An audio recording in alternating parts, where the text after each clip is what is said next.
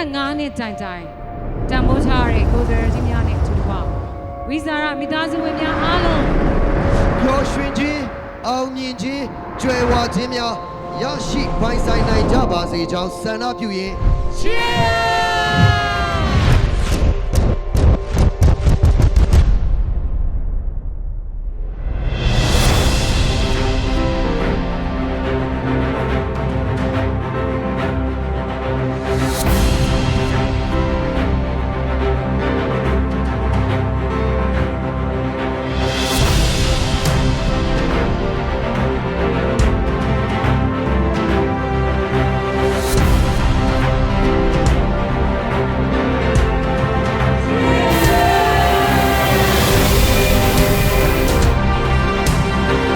ဝိဇာရဲ့အောင်မြင်မှုဟာတူးတယောက်တည်းအောင်မြင်မှုမဟုတ်ပါဘူး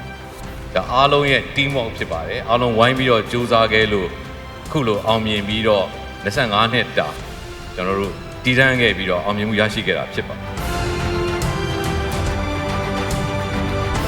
တောင်းသူဆိုရင်လည်းစစ်မှန်တဲ့စေသုံးခွင့်ရှိရမယ်ဒီပညာတွေကောင်းကောင်းနားလည်ရမယ်ပေါ့နော်ကျွန်တော်တို့စေသုံးလိုက်ပြီးရင်တေချာအထွက်တိုးရမယ်ဒါမျိုးကျွန်တော်တို့ကသဘောထားပါတယ်ဆိုဒီနေ့25နှစ်ကနေနောက်တစ်ပေါင်းရာချီထိုင်အောင်ပေါ့ကျွန်တော်ကိုယ်စားလှယ်ကြီးတွေရဲ့